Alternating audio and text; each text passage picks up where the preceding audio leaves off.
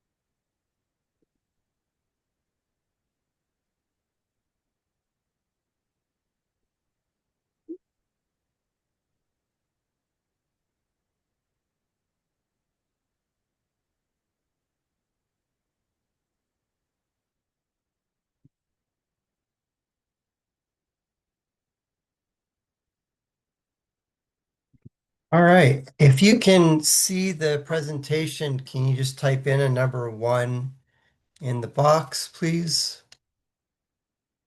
Can you see that okay? And yes. All right, great. Let's get started. My name is JD Wyzolek, and I am the founder of azcollegeplanning.com.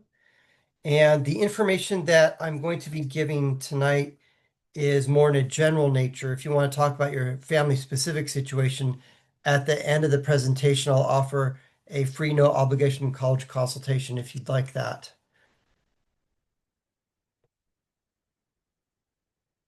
So what we're going to learn, what parents and students are going to learn today is why the thought in-state is cheaper is one of the most expensive myths in college planning, and how families unknowingly overpay by tens of thousands of dollars. The one number that actually matters, it's not tuition, and how to read the college offer like an insider. I'll show you some examples of that. How colleges really decide who gets money and who doesn't, and why waiting until senior year kills leverage, and how some families pay less for private out-of-state colleges than public universities using our proprietary strategies, and exactly what to do next, which is at the end of the presentation, request a complimentary, no obligation college consultation to see how and where we can help you and your family save money, reduce stress, and build a smarter plan. This workshop and our services are for parents who want answers, not wishful thinking. So I like to call this talk, You Don't Know What You Don't Know About College, but What You Really Need to Know About College, or How to Not Go Broke Paying for College. And it starts with the ranking system. And you've probably seen several publications. This college is ranked number one in biology, and this college is ranked number 17 in engineering, et cetera, et cetera. There are a lot of different publications that publish these rankings. Forbes has a ranking, Money Magazine, People, and probably the most prevalent one is US News and World Report. Their best college edition sells millions of copies every year. And what the college ranking system is very important for the college. So the colleges have figured out that the ranking system is super important to them, and not quite so important for us as consumers, parents. Have you asked yourself why would college have scholars? Is it because they're kind of generous, or just because they need a specific student? And that's the answer. They need a specific student. Colleges ask this of every applicant, and that question is, how will this student impact our rankings? Will the student impact our rankings positive, neutral, or negative? If it's negative, forget it. They're not going to even admit that. If it's neutral, well, maybe they'll admit the student, and maybe they'll give students some scholarships. If it's positive, they're going to do whatever they can to admit that student. And what we want is the incentive of scholarships. Okay. So let's look at some more information. I love the rivalries that go on between certain colleges, UCLA and Berkeley, ASU and U of A.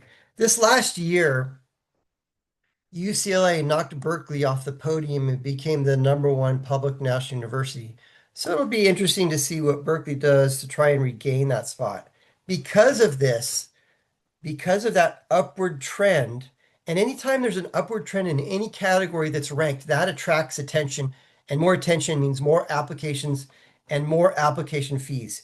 Because UCLA moved up to the #1 spot, they had 149,000 students apply at $80 a pop. So when you do the math, 145,900 students times $80, that's $11.6 million was generated just in application fees. Now you know that college is big business. And now that you know this, you can position yourself to win because application fees bring in tens of millions of dollars. Colleges will do anything to manipulate their rankings, and they want to try and admit students that will have a positive impact on their rankings because they're going to generate this money on the back end. So I want to tell you a story about Max. When Max came into the office, Max and his mom and I, the three of us had a conversation, and Max and his family hired us to help him through this process. And I don't remember how many colleges he applied to. I think it was like 7 or 8 or 9 colleges. And it came down to these 5 colleges here: ASU, Drexel, Clark, Muhlenberg, and Ithaca. And he really wanted to go back east. And originally their thought was, well, we're just going to go in-state because in-state is cheaper. Well, we helped Max identify these colleges that would really want Max to attend their college. And we showed Max how to properly present himself to those colleges. We helped him with his applications, with his essays, his resume, and it came down to 3 colleges: ASU, Drexel, and Muhlenberg. Drexel's offer. So first, we want to know what the sticker price, the all-in number is at Drexel. And for last year, it was $86,353. That was the all-in price. If you were admitted to Drexel and you were not offered any scholarships at all, then that's what you'd be paying is $86,000. Well, because Drexel wanted him and they looked at him and said, yes, he's going to have a positive impact on several categories that we value that are ranked, we'll give him a scholarship package. And they gave him $50,295. They also gave him $5,500 in student loans, which is kind of modest. And then the miscellaneous on that is $3,260. The miscellaneous fee is something that's added on to the cost of attendance of the college, and that is going to be um, uh, incidentals, travel costs, personal expenses. All of those things are added into the total cost of attendance of the college. You have to pay those things at some point. You know, it's going to cost something for you to get your student from home to wherever that college is located. And you subtract all that. And what our net cost for him to go to Drexel for 1 year was $27,298. Now, when we compare that to ASU, after scholarships and everything else that was being offered, ASU's net cost was $26,000. So pretty comparable on the cost difference there. And then the next college that admitted him was Muhlenberg. And Muhlenberg had a very similar sticker price to Drexel, $1,000 less. Yeah, it's comparable. $85,712 was the all-in cost to go to Muhlenberg, and scholarships offered $66,855, and again $5,500 in a modest student loan. And the miscellaneous costs a little bit more here, $5,250. But when we subtract all those things, his net cost for him to go to this college for 1 year was $8,107. It was less expensive for him to attend this private out-of-state college than it would have been for him to go in-state. And so far, he's been offered the same aid package for his freshman and his sophomore years of college. If he maintains a minimum GPA, then he'll renew this aid package every year. And the minimum GPA to renew the aid package it can be all over the place. At my daughter's college, St. Martin's University in Seattle, it was 2.7. At ASU, it's 3.0. So you have to maintain a minimum 3.0 to renew your aid package at ASU. At this particular college, 2.0. It's like show up to class and do your homework, and you're going to get a 2.0. Question is, why did that college give him an amazing scholarship package? It's because that college needed him. He had a positive impact on one or more categories that was ranked that the college valued. Yes, he had some good grades and some decent scores and all that, but he applied to an underrepresented major, and that college was looking to fill more seats in that major. Plus, it was an Arizona kid going to this out-of-state college. So now this college can go back to those ranking publications and say, we've got these students, we've got a diversified group of students and a diversified group of majors, and we have geographic diversity. We got kids from here and there, East Coast, West Coast. We even have students from Arizona. And all of those things, he put little check marks in that box, and that's what colleges liked about Max and gave him that amazing scholarship package.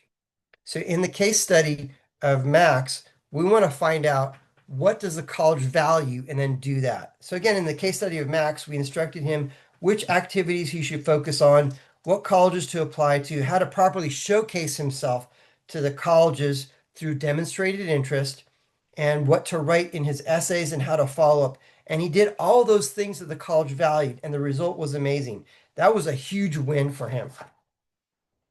So we're going to learn several acronyms. The first acronym we're going to learn is COA, cost of attendance. That's the all-in price. And I already showed you that with Muhlenberg being 60, no, I'm sorry, 86, $85,712 was the all-in cost at that particular college. We want to know what the COA is for each of the colleges that your student's going to apply to and potentially attend. And the in-state cost for ASU, U of A, and NAU, they're all hovering around the same sticker price of about $36,000, $37,000. Okay, now if your student's interested in the honors college, U of A honors, NAU honors, or ASU honors, ASU Barrett Honors College, you can add some dollars on top of that. Now we're looking at $39,000 to $40,000 for 1 year at those colleges. If you have not visited any colleges yet, I'm going to encourage you to please go and visit some colleges. And if you live in the greater Maricopa County,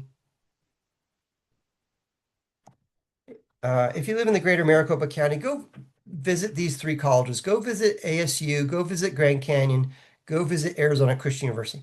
And the reason why I'm saying that is because if you live in the greater Maricopa County area, it's maybe 30, 40, maybe an hour drive to any one of those campuses, and then a couple hours tour and that. So whatever area you live in, what colleges are within 30 minutes to an hour drive, go visit those colleges. And the reason why I'm saying go visit these three colleges is because it's not a big time or money commitment. And there are three very different types of colleges. ASU, large public college, Grand Canyon, mid-sized private college, and Arizona Christian University, small private college. And when you visit Arizona Christian University, look at it through two lenses. The first lens to look at it is the size of the college, and it's a small school at about 1,000 students. And then look at it through the second lens, and that second lens is the religious lens. Because it is affiliated with the Christian church, there are some religious requirements at that particular college. And again, I want you to go and visit these three colleges because it's not a big time or money commitment.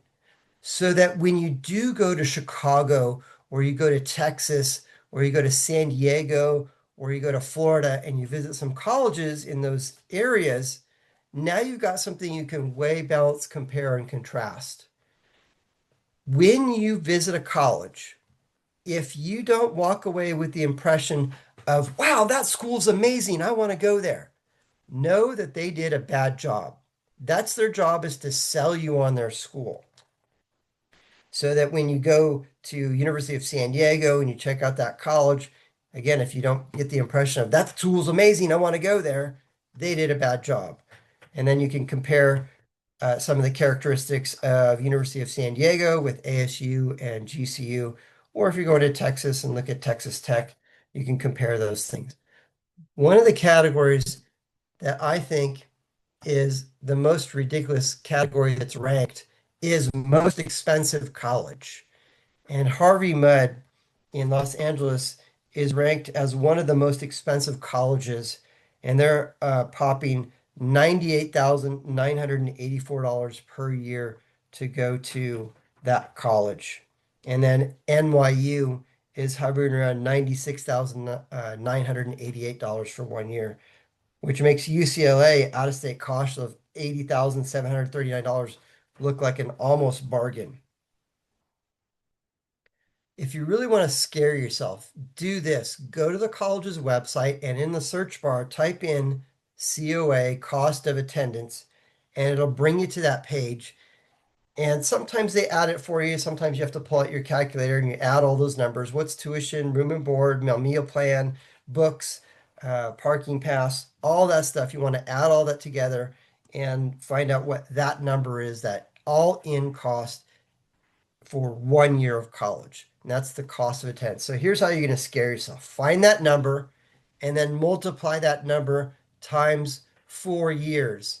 And then multiply it again times the number of kids you've got, 2 kids, 3 kids, etc. That's enough to give anybody a coronary right there. And have you asked yourself, how in the world are we going to be able to afford it?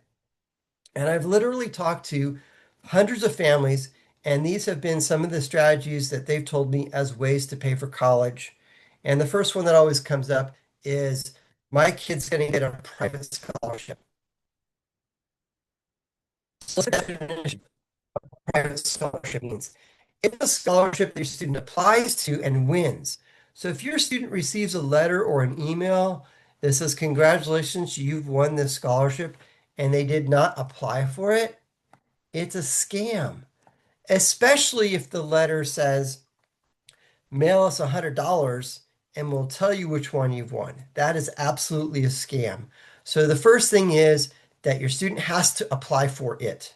And if your student applies for it and wins, that scholarship is portable. And what I mean by that is they can take that portable scholarship and they could take it and use it over at University of San Diego. They could take it up to NAU and Flagstaff. They could take it over to Texas Tech, and it's usable at those colleges. Versus if your student won the Wildcat Scholarship at U of A, the Wildcat Scholarship is only usable if your student attends U of A. So that's private scholarships. They're portable that way. Now, everybody wants to go after the private scholarships. And I need to tell you that of the financial aid that's available, $135 billion of aid that's available, less than 2% of that consists of private scholarships. Everybody wants to go after these pennies. I want to go after where the bulk of the money is, and the bulk of the money is going to be in these three categories. Write this down, please. The first category is state funds. State funds. And I want to capitalize on getting the maximum amount of state funds. The second category is federal funds. And I want to get the most federal funds that is humanly possible to get. And then the third category, which is the big kahuna of the three categories, and that is the college's endowment funds. The college's endowment funds. Some colleges are rich and some colleges are just mind-boggling rich. So ASU is a wealthy college at $1.4 billion in their endowment. If you want to do something fun, do this. Go to Google, type in the name of the college, and then type in endowment and see what how much money they have in their endowment. An endowment is like a savings account that the college can use for different things. And the IRS has mandated that some of that endowment must be spent for scholarships. The wealthiest college that has the largest endowment is Harvard. And Harvard has over $40 billion, that's with a B, $40 billion in their endowment. In fact, the interest that is produced by Harvard's endowment is enough to give every student that Harvard admits a full ride. Does Harvard do that? Absolutely not. So parents have told me as a way to pay for colleges, we're going to go after these private scholarships, which is the pennies. I want to go after the big money, which is in the college's endowment funds. The second way that parents have told me as a way to pay for college is my kid's an athlete. My kid's going to get an athletic scholarship. And I'm sorry to tell you this, that unless your student is the next NBA, the next Olympian, or the next NFL uh, potential, the likelihood of getting a full athletic ride probably not going to happen. Now, if you go to the NCAA's website, the average men's baseball scholarship is $13,000, which is way short of the total cost of attendance, especially some of these colleges that are in that $80,000, $90,000 category. Now, with that $13,000 baseball scholarship, what some college baseball coaches are going to do is they're going to split that money. We're going to split it into two or three or maybe even four and kind of stretch that as much as possible. The next strategy that parents have told me as a way to pay for college is we've saved some money and we're going to use that. And I read a statistic that the average family has saved $10,000 for college. Now, if you save that or more than that, then God bless you, you're better than the average. But if you did save that money, now the question is the money that you have saved, how does the financial aid system look at it? And there are three buckets of money, three categories of money. The first bucket, the first category is money that's in the student's name. And that gets assessed at the highest percentage, anywhere from 20 to 25%. The second category, the second bucket, is money that's parked in the parent's name, and that gets assessed at a lower percentage at about 6%. So sometimes just by rolling over who the owner is, no, the student's not the owner of this financial product. The parent is the owner of this financial product. Sometimes we can do that to qualify for more need-based financial aid. And then there's a third bucket, a third category, and that has an umbrella over it, and that umbrella is the retirement system. Anything that is parked in that category is not assessed in the financial aid formula. So we want the bulk of our money to be in that not assessed pile. So again, sometimes by rolling over who the owner is, the student's not the owner, the parent is the owner, or from one financial product to a different financial product, we could qualify for more need-based financial aid. Here's my disclaimer. Before you move money around or any of that stuff, you need to know what the ramifications are, both positive and negative. Sometimes it's smart to move money around, sometimes not. Each family situation is unique and different. And if that's you, at the end, I'll offer a free, no obligation consultation to talk about some strategies with you. The next strategy as a way to pay for college that parents have told me, and again, these might be some things that you might be thinking about, is pay as we go or a payment plan. Some colleges are starting to offer payment plans. Last time I looked at La Sierra University in Riverside, California, they had a payment plan. And in order to enroll into that plan, it was $75 a month on top of, that was the fee, on top of whatever the um, payment was. The next category and strategy that parents have told me as a way to pay for college is we're going to borrow the money. And there's a loan called the PLUS loan, PLUS, and it stands for Parent Loan of Undergraduate Students. And theoretically, if your student applied to Stanford and was admitted, and Stanford did not offer your student any scholarships or grants, Stanford would, and the sticker price for Stanford is $95,000 a year. So if Stanford did not offer that student any scholarships or grants, they would offer a student loan, and that student loan would be $5,500. So the remaining $89,500 would be offered to the parent in a Parent Plus loan. Please don't do that. I want to tell you kind of the process. When you apply to the college, or when your student applies to the college, then um, when your student applies to the college, your student will get two letters from the college. The first letter that your student will get is the acceptance letter. And the acceptance letter reads like a letter, lots of words. And sometimes the letter says, "Congratulations, you're admitted." Sometimes it says, "No, you're not admitted." If you get a "No, you're not admitted," sometimes we can appeal and reverse that decision. I've been successful in helping students reverse the no decision and getting a yes decision and getting scholarships on top of that. Hopefully, your student the first time around gets a yes. Congratulations, you're admitted.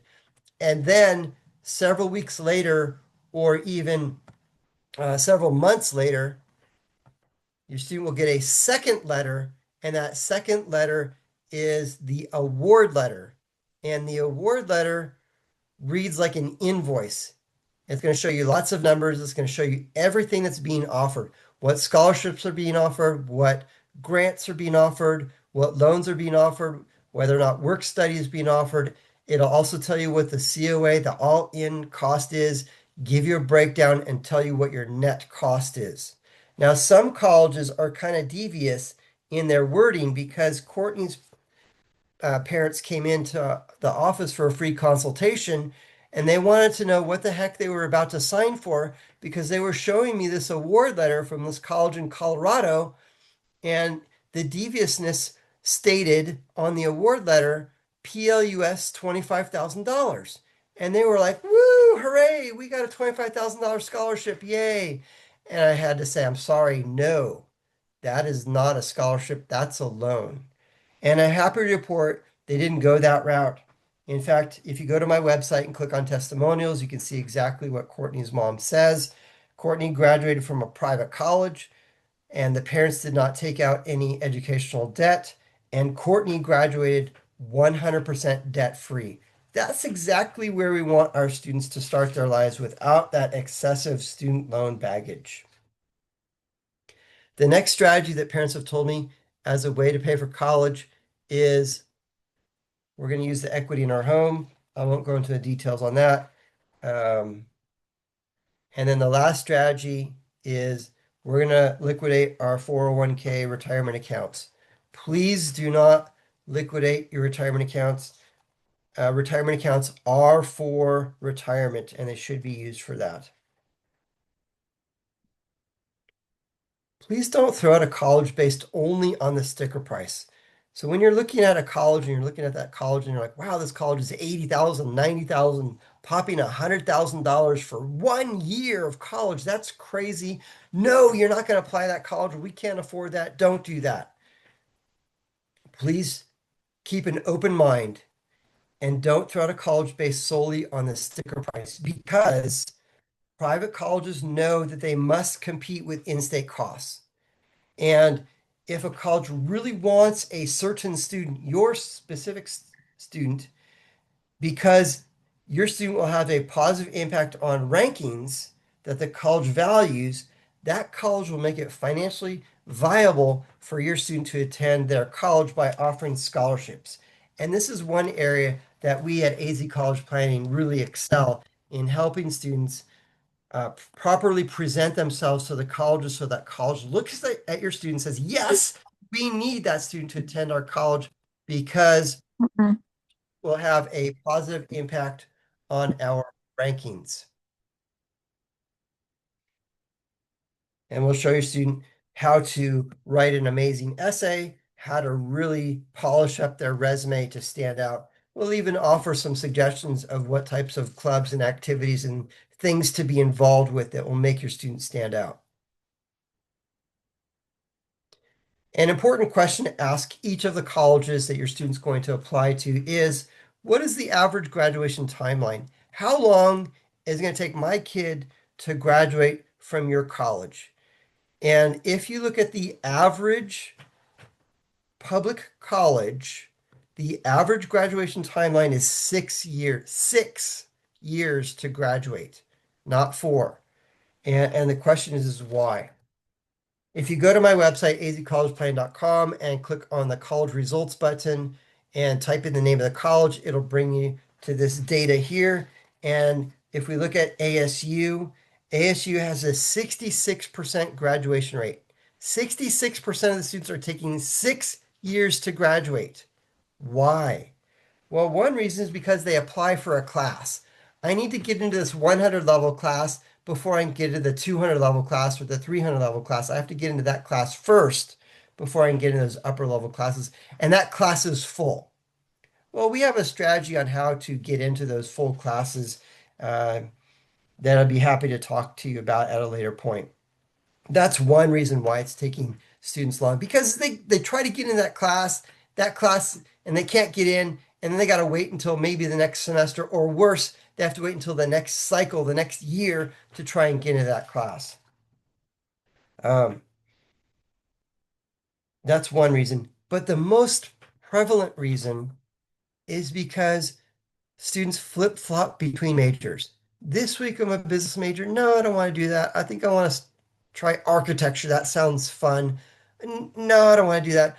Oh, philosophy major. That sounds really awesome. I'll do that. No, I'm back here. I'm undeclared. Every time a student changes majors, that pushes the graduation window out further and further. So one of the things that we do at AZ College is we can help your student identify the major and the career that they want to study in college, and do that while they're still in high school, so that when they do go to college, they're more solidified. This is the direction I want to go into, and they're less likely to change their major and change their mind. And how we do that is with our award-winning career assessment tool. So we'll plug your student to this, our career assessment tool. It's going to ask questions. Do you like to do this? Do you like to do that? And it will generate a list of occupations based on how your student answers those questions. And we'll have a conversation about those occupations. And the conversation is going to revolve around the two questions that we need to ask each occupation and each profession. And those two questions are, what's the growth for this industry? Can we get a job? And then the second question is, what's the pay? Is it good growth, good pay? Then let's keep it on our list. We'll also show your student how to demonstrate interest by and properly promote themselves to the colleges. So those colleges look at your student and say, yes, we need your student because your student will have a positive impact on our rankings. So we'll have an influx of more applications. And because of all of that, we're going to give your student a kick in the form of a scholarship.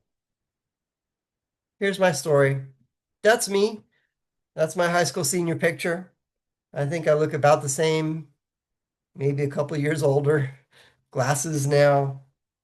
I've in my senior year, I met with my high school guidance counselor. And I walked into her office. Hi, Miss Nuss. Hi, JD. How are you? Please sit down. I sat down. And Miss Nuss says, JD, you're a good artist. You should be an art major. I thought, oh, okay. And okay, next. And that's how much time I spent with my guidance counselor. No offense to them, they're overworked and overbooked. I went home and I thought about it for all of about 37 seconds. And the only phrase that kept popping in my head was starving artist, starving artist. I don't want to do that. And I thought about it. I thought, well, how about graphic design? I'll do that. And at that same time that I was a high school senior, I had a I had a college freshman, a friend of mine, and I was talking with him on the phone, and he says to me, Jade, and it was Biola University that he was attending, and that's in Los Angeles. And he says, JD, you got to come to this college. It's so awesome. We have the most amazing beach bonfire parties. And we had some fun beach bonfire parties. And he says, the girls here are super cute. I'm like, okay, 2 for 2. I'm liking that. And then I asked him the question, do they have a graphics department? And he says, yes. And I said, dude, I'm in. And that's how much thought went into me picking my career major in college and all that stuff. What ended up happening is in my junior year of college, I was sitting in one of my classes, and my favorite professor, Professor Craig, he says, JD, there's this internship opportunity that's coming up. I think you should apply for it. And if you apply for it, I'll write your recommendation letter. I applied for it. He wrote the recommendation letter, and I got it. And it was at a graphics house. And I worked there for a while, and I thought, you know what? I don't want to do this the rest of my life. And I had to reset and all that stuff. So this is one area that we can help your student by helping them research the occupation and the major now while they're still in high school so that when they go to college, they're informed and are like a missile pointing in the direction, this is the studies that I want to do. And these are the things I want to, these are the classes I need to take in order to get into that profession that has good growth and great pay. So let's move on. The two main financial aid forms are the FAFSA form, and the second financial aid form is the CSS profile financial aid form. The CSS profile is administered by College Board. College Board is the same entity that created the PSAT test, SAT test, APs, CLEP, and a few other things. There are some similarities between the two forms, the FAFSA and the CSS, and there are some major differences. The similarities is they're going to ask all the same financial questions. What's your adjusted gross income? What did you pay in taxes? And how many people in your household? And a few other questions like that. And one of the primary differences between the FAFSA and the CSS profile is the FAFSA is free to submit. Hence the name, FAFSA is an acronym, Free Application for Federal Student Aid. So you can go into the FAFSA, type it all out, and click it, and there's no fee to submit it. The CSS profile, there is a fee to submit it, and it's $25 for the first college and $16 for each additional school. So if your student applies to 7 colleges, and of those 7, only 3 of them require the CSS profile, then it's $57 to submit the CSS profile to that college, to those 3 colleges.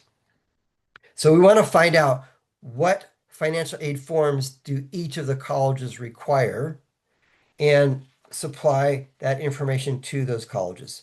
Another major difference between the FAFSA and the CSS is the FAFSA is static. The questions that are asked on their colleges cannot add or subtract questions on the FAFSA form.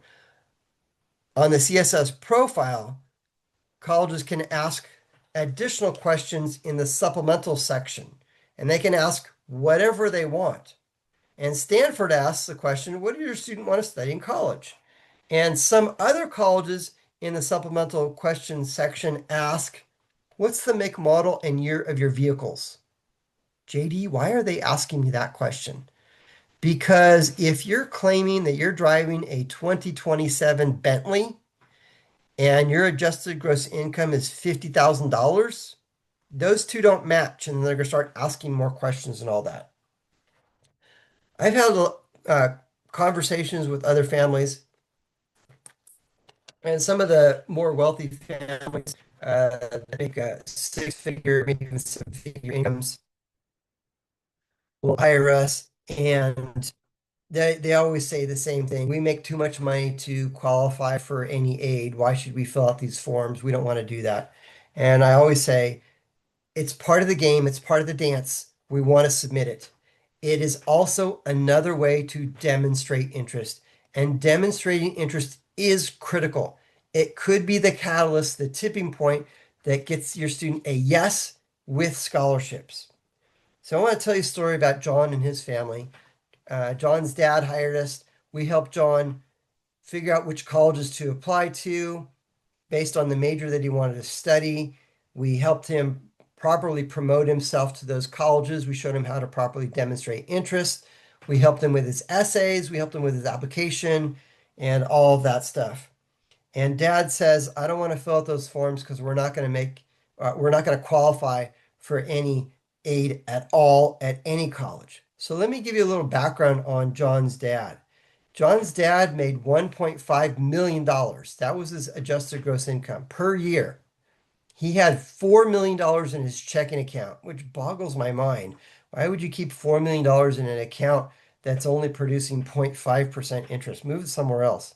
But okay, fine. He had another $10 million in a brokerage account. He owned several $1 million homes, free and clear, just a very wealthy family. And based on all that information, and they're absolutely right, they're not going to qualify for any need-based aid at any college. And um, I can't remember which college it was in Washington, D.C. that John applied to. It was either Georgetown or George Washington University, one of those two colleges. And those colleges are predominantly need-based aid offering schools. And what that means is if the college determines that the student does not qualify for any financial aid based on the college's formula, that family is probably going to pay full price to go to that college. That's what need-based aid only means. Well, in Don's and his father's case, that was going to be true, but I said, let's play the game and all that. The short end of the story is that college in DC really wanted John because John was going to have a positive impact on several categories that that college valued that were ranked. And they also looked at dad and like, huh, maybe dad might be a future donor. So they ended up offering John a half scholarship of about $30,000, where in the beginning he probably wouldn't have gotten anything without our help. I won't tell you the name of the college, I'll just tell you their initials. And this particular college, they're notorious for rejecting students that do not give them everything that they're asking for. And the initials of this college is USC. Okay. USC is notorious for rejecting students that when those students don't give everything that USC is asking for. And USC does ask for both the FAFSA and the CSS profile. JD, why are they doing that? Because they want to know if we admit your kid, can mom and dad pay? Wait for it. The number one way to get more money from a college is apply to 6 to 15 colleges and negotiate. The worst thing that any student can do is apply to one college. Because if that student applies to one college and is admitted to that one college, other than that college saying, yes, come to our school, what else does that one college have to do to get that student to attend their college? Nothing. Now, if that college has to compete with 2 or 3 or 4 or 5 or more colleges, then that one college must offer some form of incentive. And the incentives that we want are scholarships. So Danielle and her parents came into the office for the free consultation and they ended up hiring us at the beginning of Danielle's sophomore year of high school. And I was talking with Danielle and her parents and I asked, have you visited any colleges? And dad says, no, we haven't visited any colleges. In fact, we're going to be going down to Tucson in a couple weeks for a family vacation. While we're there, why don't we take out some time, an hour or two, and go visit University of Arizona? I said, yes, go do that. And and they did. Um, Afterwards, I had a conversation with Danielle, and Danielle said, oh, that college is awesome. Remember what I said earlier? If you don't walk away with the impression of that college is amazing after you go on the tour, they did a bad job. Remember that? And that's exactly what happened at U of A is they did an amazing job selling their school. I don't know who that tour guide was, who that representative was, but they did an amazing job because Danielle came back and she said, I'm going to only apply to U of A. And that's the only school I want to go to. And I said, please apply to more than one college and and keep an open mind about it. And she agreed. She says, yes, I'll do that. We knew that she was going to get admitted to U of A because she had the grades and all that. And U of A is notorious for lowballing. And Um, yeah, if you have to go, send me an email afterwards. I'll be happy to answer any emails someone said in the chat. Um, JD at azcollegeplanning.com. JD at azcollegeplanning.com is my email address. So Danielle did apply to the colleges and she was admitted to U of A. We knew she was going to get admitted. And jump forward to March of her senior year of high school. Dad calls me on the phone. Hey, JD, I just want to let you know that Danielle was admitted to U of A. Congratulations, awesome. But she was not offered any scholarships or grants, zero. I don't want to pay full price. What do I do? I said, oh, that's interesting. Like I said earlier, U of A is notorious for lowballing. I said, what other colleges was she admitted to, and what other colleges was she admitted to with scholarships? Oh, she's admitted to this college and that college. She was admitted to NAU, and NAU gave her some scholarship money, but she doesn't want to go there. She really wants to go to U of A. I said, great. Take the NAU award letter and go down to U of A and say, they gave me this. What can you do? Not only did U of A beat the scholarship that the other college offered, they also gave Danielle an iPad. Danielle was really excited about the iPad. Dad was more excited about the scholarships. If you ask a college if they negotiate, they will flat out tell you no. Here's another story. I've got another student who got admitted to ASU, and dad remembered that I said you can negotiate. And dad calls me on the phone and he says, we negotiated with ASU and they said, no, we don't negotiate. I'm like, walk me through the process. What did you do? Well, we wrote an email. Okay, that's the first mistake. Who'd you write the email to? Oh, to the general admissions department at ASU. I'm like, oh, that's your second mistake right there. We want to make sure that we're targeting a key individual who has the authority to make a decision. So we found who the financial aid director was, and we crafted a letter, and I helped that parent craft that letter and mail it to them. And we got a very nice response back from the financial aid director at ASU, and she said, um, I'm sorry, we don't negotiate. Well, 2 weeks later, dad logged on to his daughter's ASU student portal to check some stuff, and poof, $2,000 more appeared. And then he logged back in a week and a half later, and another $1,000 appeared. So our little tactic gave us $3,000, but it didn't give us $3,000. It gave us three, six, nine, $12,000 over the course of 4 years. Here's an example of a few of our results. McConnell was admitted to, um, McConnell applied to 9 colleges. It was admitted to all of them. And we showed him how to present and promote himself to those colleges.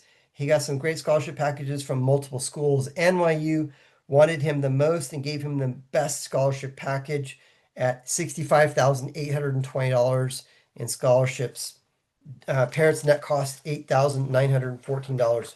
When you multiply that times 4 years, that's $263,280 in scholarships over the course of 4 years. McConnell did the work. He was coachable and he followed through and he got these amazing results. Why? The question always is why. We want to reverse engineer it. Why did Max get those scholarships? Why did McConnell get these scholarships? Why is that? And the answer is always the same. They wanted him because they knew that he was going to have a positive impact on their rankings. And in McConnell's case, he applied to NYU as not a theater major. So if you look at NYU, which has an amazing theater program, 40% of the students who attend NYU are theater majors. And they're going, we got way too many of those. Oh, McConnell's going to apply as a real estate development major. We like that. We need more of those. In fact, what we want is we want diversity in majors. Here's another example. Rohit. And I love to ask this question, what's good? Good is being admitted to the college. What's better than good? Getting a scholarship, of course. What's better than getting a scholarship? Getting a full tuition scholarship at the college. If you talk to your friends or other students and they tell you that they got a full ride at any of the state schools, whether it be in Arizona or any other state, more than likely they got full tuition. So in the case of ASU's sticker price is $39,000 and their tuition is about 13. So you got a $26,000 gap. And that $26,000 gap is going to be room and board, meal plan, uh, um, books, other incidentals, lab fees, parking pass, all of those things together. That's going to be what the gap is for those particular colleges with a full tuition scholarship. What's better than full tuition? Of course, getting the coveted full ride.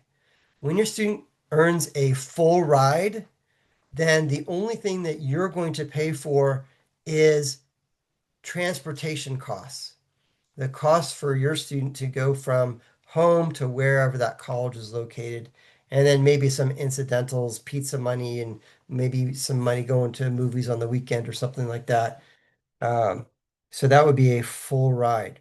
If that's something that your student wants to aspire for, then let's have a conversation in our free consultation, and we'll see how we can help you with that. What is better than the full ride? And the example is this right here. And that is getting paid to go to college. And I'll read it. What Rohit was offered was all tuition and mandatory fees for 4 years, $4,000 per semester cash stipend, $1,500 per semester on-campus housing stipend, and up to $6,000 one-time award for international study abroad if he chose to do study abroad. That was all covered as well. And when you add all those things together and you subtract that from the cost of attendance at this particular college in Texas, he was netting $3,000 per year. What's better than getting a full ride, getting paid $3,000 a year to go to college? Does this happen? Yes, it does. And if this is something that your student wants to aspire for, let's have a conversation. And let's have this conversation before your senior year of high school. Nicole was admitted to WashU, $45,465 in scholarships per year. 11 grand was her parents' net cost. Multiply that times 4 years, $181,860 in scholarships over the course of 4 years. And we did some things strategically so that she could qualify for more aid at this particular college. And she did the work. She was coachable and she followed through and got these amazing results. Bruce was admitted to Notre Dame, $51,000 in scholarships per year, and dad's net cost was 13 grand.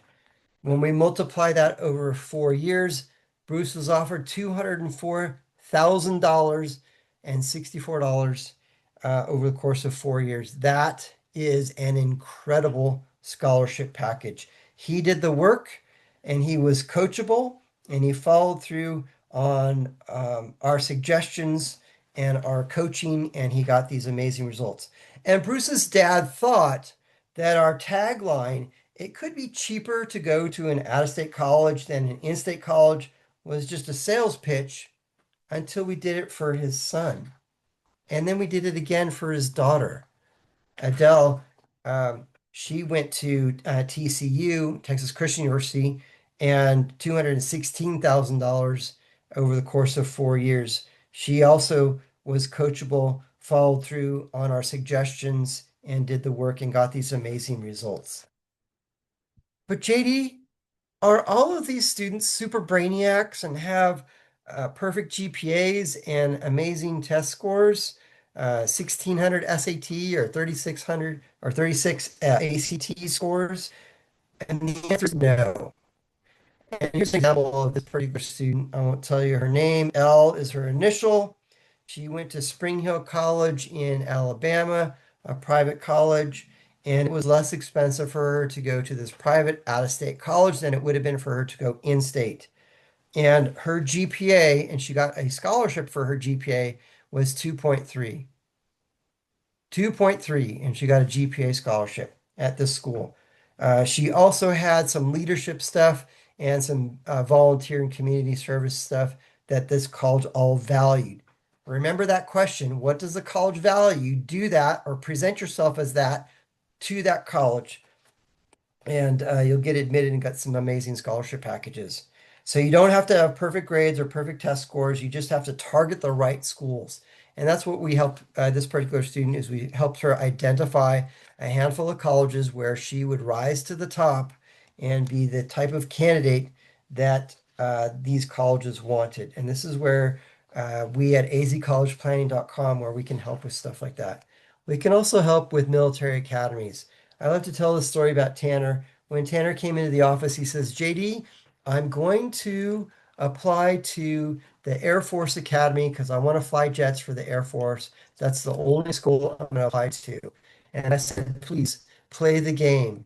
And playing the game is applying to all of the military academies and every ROTC program and have a backup plan. And he agreed to all that. So, um, a little while later, he called and we scheduled a meeting.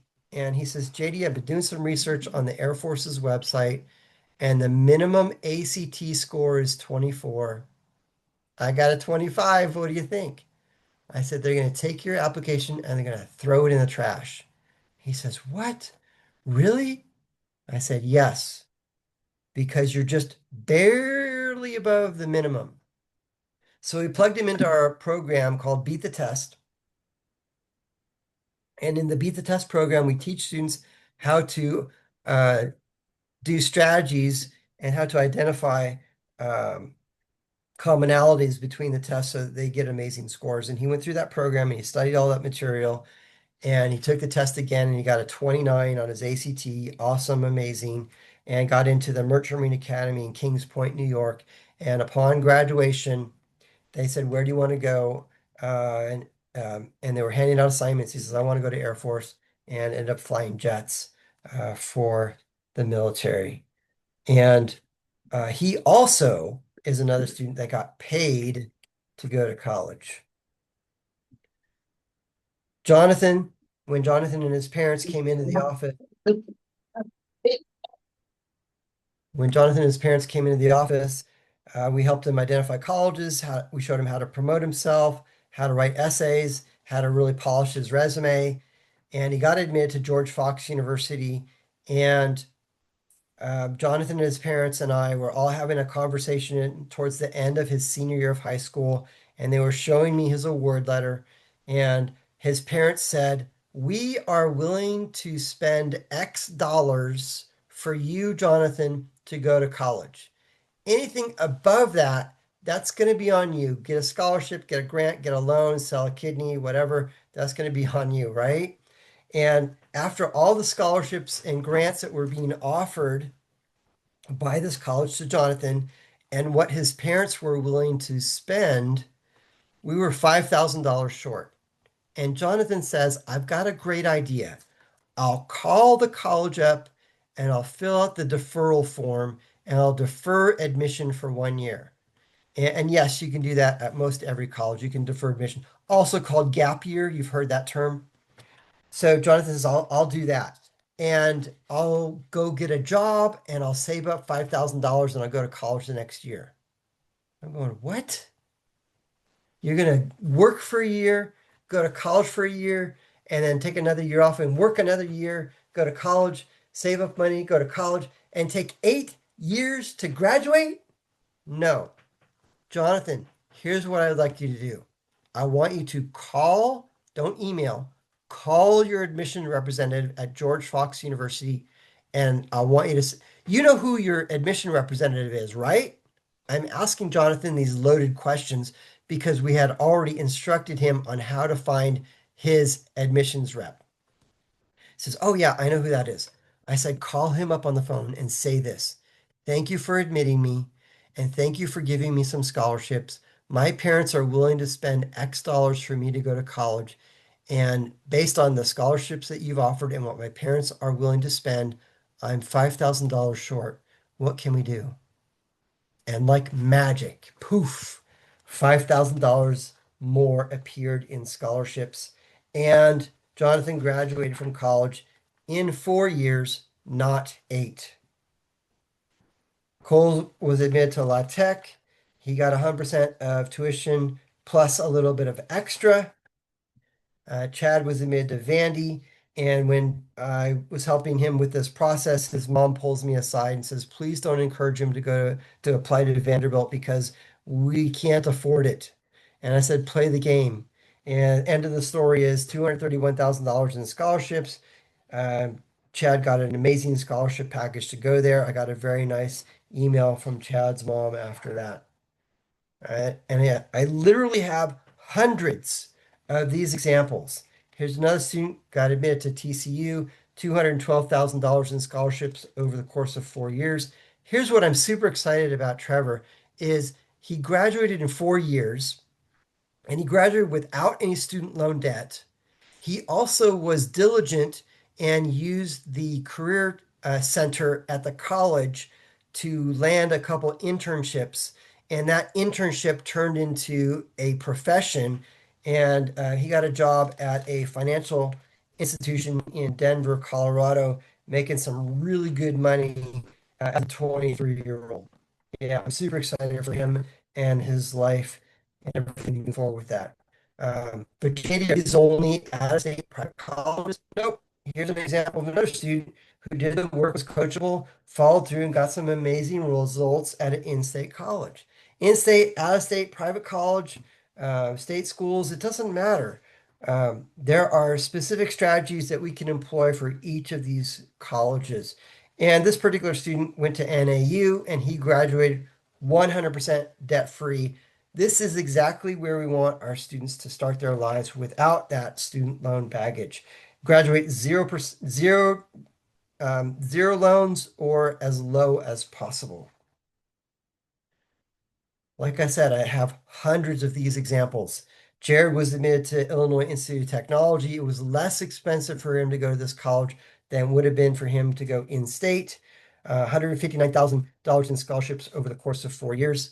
Another student was admitted to Loyola, University of Loyola Chicago, University of Chicago Loyola, and we appealed and negotiated with this college. And originally they were offering $28,000, and we got them to give us an extra $2,000 per year, 2, 4, 6, 8, $8,000 more. That's pretty good for spending about an hour writing a letter asking for more money. I want to help tell your student success story, and this is how we're going to do it. The services that we provide are one-on-one meetings with your student. We help by offering personalized one-on-one meetings, which are personalized, compassionate guidance with motivating support that keeps your student on track and confident in their college journey. So we'll meet your student one-on-one because it's not a cookie cutter thing. Every student is different. Every student has their own unique uh, their uniqueness, and we want to really emphasize those unique characteristics in their resume and in their essay so that they stand out from the applicant pool. We'll also have several parent meetings, and the parent meetings will be to prepare you for the financial aid forms. And then we host a variety of different classes. I mentioned the Beat the Test class already. We have a How to Study class. In the How to Study class, we talk about what type of learner are you? Are you an auditory, visual, or kinesthetic learner?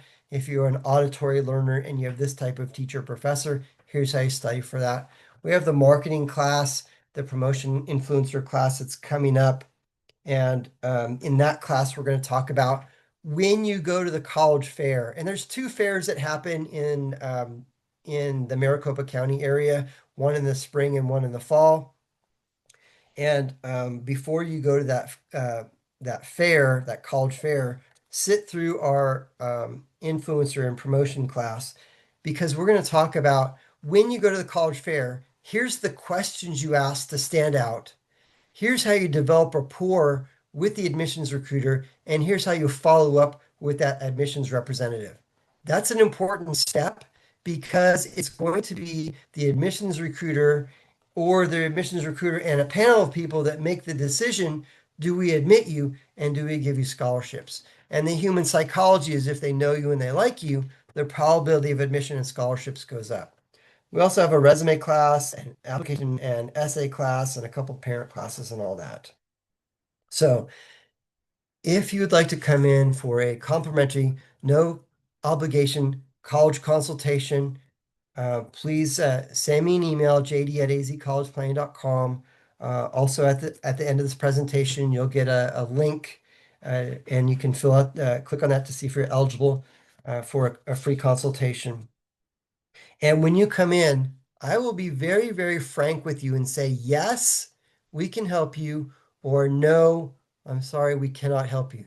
If I say, no, I can't help you, I will point you in the right direction. Go and do these things. If I say, yes, I can help you, then rest assured, we're going to do some amazing things for your student and get your student into some incredible colleges and receive some incredible scholarships. Here's another example. I got this text message from Noah, and it says, I got into Georgia Tech. Thank you for the 10-week plan you gave me. It helped me get into my dream school, which means a ton. I'll be attending Georgia Tech in the fall, and I got $32,000 in scholarships. It was the best aid offer I got outside of ASU. So Noah's got admitted. He's currently a freshman there. Super excited for him and his life as he's moving towards graduation and all that. Was it worth it for this family to hire us? Absolutely, yes. Absolutely. So we've been the experienced leader since 2007. I've been doing this for 18, 19 years now. Um, and we are the nation's leading experts in admission and financial aid, guiding families with proven results since 2007. If you would like to explore how we can make a real measurable difference with college admission and college scholarships, please send me an email, jd@azcollegeplanning.com. Include your name and a daytime phone number, and I'll give you a call and we'll put something on the calendar. Also include in there your student's high school graduation year, and I'll reach out to you to schedule that free, no obligation college consultation. If you do have any questions, I'm sorry we went a little bit over an hour. If you do have any questions, please send me an email, jd@azcollegeplanning.com. I'll be happy to answer any of your questions. Thank you very much for attending tonight. I really do appreciate it, and have a wonderful rest of your evening.